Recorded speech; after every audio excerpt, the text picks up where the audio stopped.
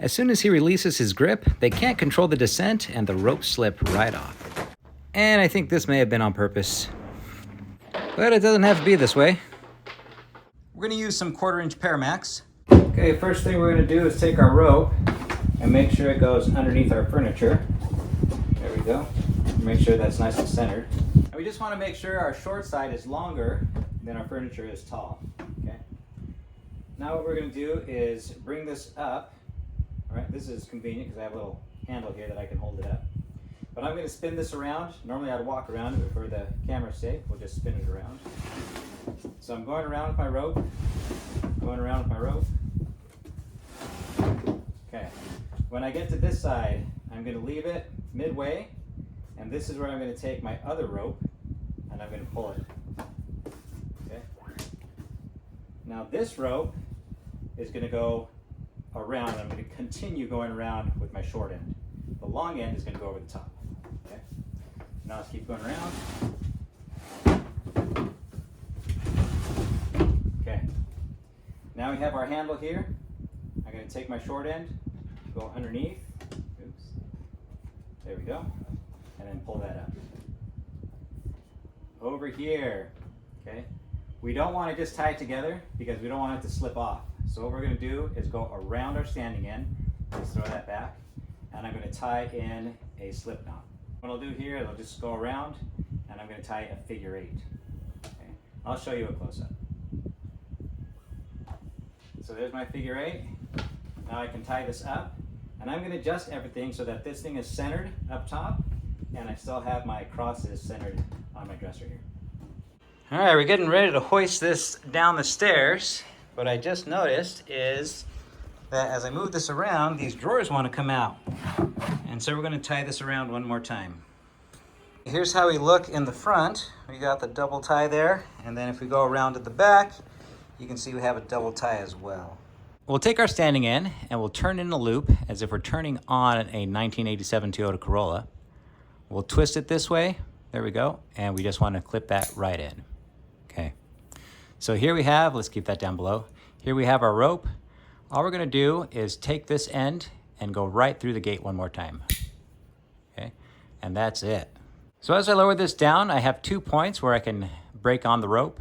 One down below and one up above. And all I need to do is put some pressure so that it stops when I want it to. What you can't really see here is I'm pulling the slack as I'm hoisting it up onto the banister. And then when I'm ready to lower it down, the hitch inverts, and that's that initial drop you see. And that's what's so awesome about this hitch is you can use it both ways, whether you're hoisting up or lowering down. Just make sure you let your wife know what you're doing before you get started. Watch out, baby, watch out. Baby, get out of the way. Oh my gosh, I had no idea. I'm so sorry.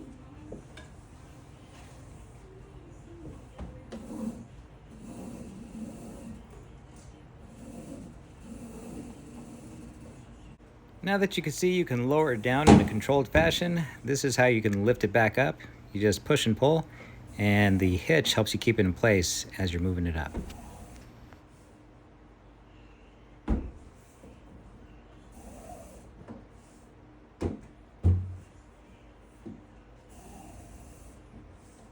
You get the idea.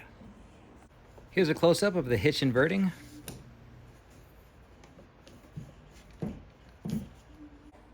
So right now we're hoisting because I'm pulling the slack from the dresser. I'm going to let this down, bring it forward, and I'm going to let it invert. Okay, here we go. There we go. Now I can lower it down.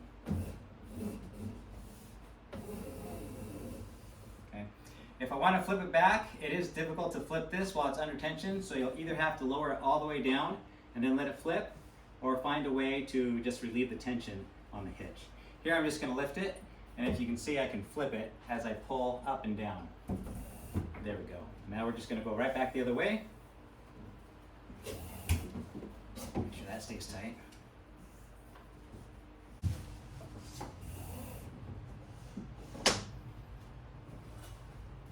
Okay, here I'm going to bring it back over. We're going to let it flip again.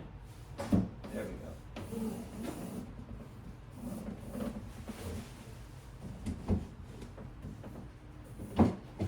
Now what if you don't have 1/4-inch Paramax and you only have paracord? All right, let's tie this in. We're gonna use a simple sheet bend. Go through, we'll go around twice, and then we're gonna go up here and then back through. Let's pull that nice and tight. Now I would only use paracord in a situation where it could fail and still not cause injury or damage to property. Okay, we're tied in. So what we're gonna do is give this a twist and then hook it around. We'll hook in our carabiner, okay? Now we're gonna go back around so that we can encircle the top again. So let's open up our gate. We'll go up, around, and then back through. Okay, there we go, that's it. Let's bring this around to where it's gonna stay, okay? And as we lower it down, this is what we're gonna hold on to. Okay, let's get this in place. So at least with this small piece of furniture and paracord, you see that it can be done. A little fun fact here, that eye bolt in the ceiling wasn't always there. I installed it when I moved in, right through the attic into the rafters. And what I did was pull up all the furniture by myself. Any furniture I couldn't hoist up with the rope, I would use a dolly, and as I would pull it up the stairs, a rope would be attached to the dolly too, and I would help me pull straight up as I'd pull back, and it worked out really well. Unfortunately, with paracord, lowering down is much easier than hoisting up. You'll have to take it down a notch and not use so many wraps when it comes to hoisting. Thanks for watching. If you'd like to support my channel, you can pick up your very own 1/4-inch Paramax at my shop, awesomeforsale.com. The knot I'm about to show you is very old. It's used by the painter. You'll take the center point of your section of cord, and we're going to tie in a simple overhand knot. Okay. Now these two ears, we're going to break them apart. We'll open this up, and once we have enough room, we'll turn it over. Okay. And this is where we're going to place our furniture. They'll bring this up. There we go. And it's the same setup you saw on that small piece of furniture we just moved. Now if we want to do another round, what we'll do, if we want another turn around our furniture, we'll take one side, we'll start going around, then we'll take our rope, we'll cross it over, and this other rope is going to go through and then underneath. There we go. And then when I pull on these two, you can see that we have another turn going around. Now for that figure 8, I have a whole lot of cord here. You wouldn't need that much, but I'll go around the opposite strand. There we go. And then I'm going to go over the top, underneath. There's underneath, and then I'll go through this little window here. Okay. There you go. There's my figure 8. I'll pull that tight. And we want to adjust it so that once all the tension is in, we're directly over the top. Okay, that's what it would look like.